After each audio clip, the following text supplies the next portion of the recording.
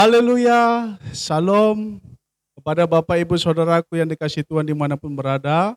Izinkan saya Pendeta Sahat Uli Tua Simanjuntak ingin menyampaikan sebuah renungan rohani kepada saudara untuk kebangunan iman saudara dimanapun berada. Sebelumnya saya ajak kita untuk berdoa. Bapa, dalam nama Tuhan Yesus Kristus, urapi hambamu, berkati hambamu, supaya dapat menyampaikan firman ini dengan benar, jelas, sehingga setiap orang yang mendengarkan firman dan renungan ini dapat mengetahui, mengerti, sehingga bertumbuh dalam iman, sehingga mereka dapat menghasilkan buah yang baik bagi Tuhan. Demi dalam nama Tuhan Yesus, haleluya, amin. Bapak Ibu Saudaraku dikasihi Tuhan, saya akan menyampaikan renungan saat ini yang saya ambil dari kitab Matius pasal 13 ayat yang ke-24 sampai dengan 30. Demikian saya bacakan kepada kita. Perumpamaan tentang lalang di antara gandum. Yesus membentangkan suatu perumpamaan lain lagi kepada mereka. Katanya, hal kerajaan sorga itu seumpama orang yang menaburkan benih yang baik di ladangnya. Tetapi pada waktu semua orang tidur, datanglah musuhnya menaburkan benih lalang di antara gandum itu, lalu pergi. Ketika gandum itu tumbuh dan mulai berbulir, nampak jugalah lalang itu. Maka datanglah hamba-hamba Tuan ladang itu kepadanya dan berkata, Tuan, bukankah benih baik yang Tuan taburkan di ladang Tuan? Dari manakah lalang itu? Jawab Tuan itu, seorang musuh yang melakukannya. Lalu berkatalah hamba-hamba itu kepadanya, jadi maukah Tuan supaya kami pergi mencabut lalang itu? Tetapi ia berkata, jangan, sebab mungkin gandum itu ikut tercabut pada waktu kamu mencabut lalang itu. Biarkanlah keduanya tumbuh bersama sampai waktu menuai. Pada waktu itu aku akan berkata kepada para penuai, kumpulkanlah dahulu lalang itu dan ikatlah berberkas-berkas untuk dibakar. Kemudian kumpulkanlah gandum itu ke dalam lumbungku. Amin, amin, amin. Bapak Ibu Saudaraku dikasihi Tuhan, melalui pembacaan perikop ini, saya memberikan judul bagi renungan ini, yaitu upayakanlah agar hidupmu berguna bagi kemuliaan Tuhan. Yaitu saya ulangi sekali lagi, upayakanlah hidupmu agar berguna bagi kemuliaan Tuhan. Bapak Ibu Saudaraku dikasihi Tuhan, apakah arti daripada perumpamaan ini? Arti dari perumpamaan ini pada ayat yang ke-24, Yesus membentangkan suatu perumpamaan lain lagi kepada mereka, katanya, hal kerajaan surga itu seumpama orang yang menaburkan benih yang baik di ladangnya. Seorang yang menaburkan benih yang baik di ladangnya, itu adalah Allah Tuhan kita Yesus Kristus. Dan benih yang baik itu adalah setiap orang yang percaya kepada Tuhan Yesus Kristus dan firman-Nya, yaitu saudara dan saya.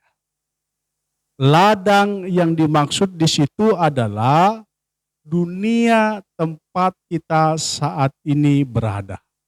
Ayat yang ke-25, tetapi pada waktu semua orang tidur, datanglah musuhnya menaburkan benih lalang di antara gandum itu, lalu pergi.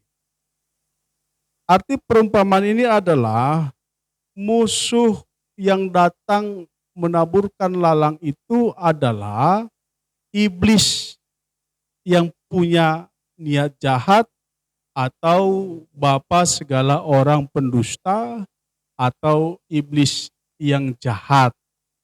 Sedangkan lalang itu adalah menggambarkan setiap orang yang tidak mau percaya, di mana hatinya telah dikuasai iblis, penuh dengan kejahatan.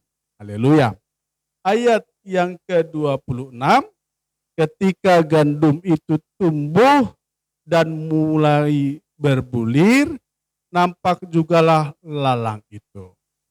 Arti perumpamaan ini Bapak Ibu Saudaraku dikasih Tuhan adalah bahwa setiap orang kita tidak dapat membedakan mana sebenarnya orang yang percaya kepada Tuhan Yesus Kristus, mana yang tidak percaya kepada Tuhan Yesus. Karena hitam rambutnya sama, telinganya dua sama, dua matanya sama, lubang hidungnya dua sama, dua kaki dan dua tangannya sama, dan sebagainya. Tetapi kita akan mengetahui mana orang percaya, mana orang yang tidak percaya, ketika Bapak Ibu Saudaraku dikasih Tuhan, kita yang percaya menghasilkan buah. Haleluya. Ketika kita yang beriman kepada Tuhan Yesus Kristus menghasilkan buah. Saya ambil satu contoh Bapak Ibu, perumpamaan antara lalang dan gandum, atau mungkin dalam geografis masyarakat kita di kota Medan khususnya, atau di Indonesia pada umumnya, para petani yang adalah petani padi atau gabah. Bapak Ibu Saudaraku yang dikasih Tuhan, jika kita perhatikan ya, pada saat bibit gabah atau padi itu kita tanam, lalu dia bertumbuh semakin besar, dia secara kasat mata itu tidak ada perbedaan dengan lalang Bapak Ibu.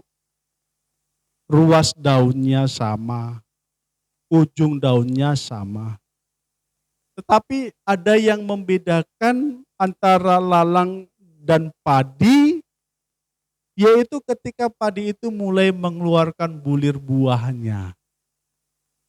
Maka nampaklah bahwa padi itu menghasilkan buah dan lalang itu tidak menghasilkan apapun juga. Itu maksud daripada perumpamaan ini. Ayat yang ke-27, 28, dan 29. Maka datanglah hamba-hamba tuan ladang itu kepadanya dan berkata, Tuan, bukankah benih baik yang Tuan taburkan di ladang Tuan? Dari manakah lalang itu? Jawab Tuan itu, seorang musuh yang melakukannya. Lalu berkatalah hamba-hamba itu kepadanya, jadi maukah Tuan supaya kami pergi mencabut lalang itu? Tetapi ia berkata, jangan, sebab mungkin gandum itu ikut tercabut pada waktu kamu mencabut lalang itu. Arti daripada perumpamaan ini adalah hamba-hamba Tuhan itu merujuk kepada malaikat-malaikat Tuhan yang ingin mencabut atau membunuh ya, atau membuat setiap orang yang tidak percaya itu mati. Agar setiap orang yang percaya itu tidak terganggu hidupnya. Ya, tidak terhambat pertumbuhan imannya Bapak Ibu. Tetapi Tuhan berkata, jangan sekarang, tunggu waktunya nanti. Yaitu masa penuaian, ketika gandum itu sudah menghasilkan buah yang matang dan siap dituai. Diumpamakan ibarat mendapatkan seorang atau setiap orang yang percaya, ketika dia sudah menghasilkan buah yang matang, maka pada saat itulah, pada masa penuaian kata Tuhan, yaitu zaman akhir, yaitu pada akhir zaman. Disitulah masa terjadinya penuaian. Bapak Ibu Saudaraku dikasih Tuhan, ayat yang ke-30. Biarkanlah keduanya tumbuh bersama sampai waktu menuai. Pada waktu itu aku akan berkata kepada para penuai, kumpulkanlah dahulu lalang itu dan ikatlah berberkas-berkas untuk dibakar. Kemudian kumpulkanlah gandum itu ke dalam lumbungku. Arti daripada perumpamaan ini Bapak Ibu, ya, tunggu sampai pada waktu penuaian, yaitu masa akhir zaman.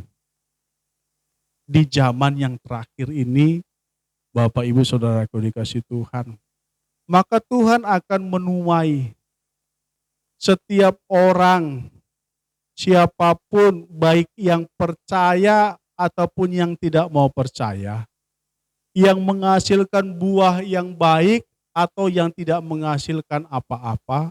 Pada waktu itu Tuhan akan menuai, Tuhan akan mengutus malaikatnya, ya, untuk menuai Bapak Ibu. Dan setiap gandum yang sudah menghasilkan buah yang matang dikumpulkan pada lumbung yang sudah disediakan. Sedangkan lalang itu dikumpulkan dan dimasukkan ke dalam pembakaran. Bapak Ibu Saudaraku dikasih Tuhan, pada akhir zaman nanti, ya, bahwa Tuhan akan memisahkan, ya, dalam penuaian itu saudara-saudara yang percaya bertumbuh di dalam iman akan dikumpulkan Tuhan, akan ditempatkan Tuhan di tempat yang Tuhan sudah sediakan sebagai penghormatan kepada kita yang sudah kuat tetap setia di dalam iman di masa hidup kita. Sedangkan orang-orang yang tidak mau percaya kepada Tuhan dan firman-Nya, sehingga mereka tidak dapat menghasilkan buah kebenaran dan kebaikan apapun, mereka dikumpulkan. Tetapi mereka tidak disediakan tempat, Bapak Ibu, melainkan mereka dimasukkan ke dalam api pembakaran yang sangat luar biasa. Bapak Ibu Saudaraku dikasih Tuhan, ada perbedaan yang signifikan bahwa orang yang bertumbuh dan berbuah, dia mendapatkan upah penghormatan, tempat yang layak yang Tuhan sediakan bagi mereka di sorga. Sedangkan orang yang tidak mau percaya dan tidak menghasilkan apa-apa, dia akan dimasukkan ke dalam pembakaran. Tujuan daripada renungan ini Bapak Ibu Saudaraku dikasih Tuhan adalah untuk menyampaikan kepada Bapak Ibu Saudaraku dimanapun berada, agar saudara itu menyadari bahwa saudara terlahir dari benih yang baik. Agar saudara senantiasa membangun, ya, kekuatan iman saudara agar saudara kuat dimanapun saudara berada. Iman saudara tetap hidup dan bertumbuh sekalipun saudara tinggal di antara orang-orang yang tidak mau percaya. Bapak Ibu Saudaraku dikasih Tuhan, tujuannya adalah agar saudara mempersiapkan diri, agar saudara senantiasa termotivasi menjadi orang-orang yang percaya, yang bisa menghasilkan buah yang baik, buah yang dapat menyenangkan Tuhan, buah yang dapat memuliakan Tuhan. Bapak Ibu Saudaraku dikasih Tuhan, karena upah bagi saudara yang percaya kepada firman-Nya, yang percaya kepada imanmu kepada Yesus Kristus sebagai Tuhan dan Juru Selamatmu, upahmu adalah kehormatan di tempat yang Tuhan telah sediakan di sorga.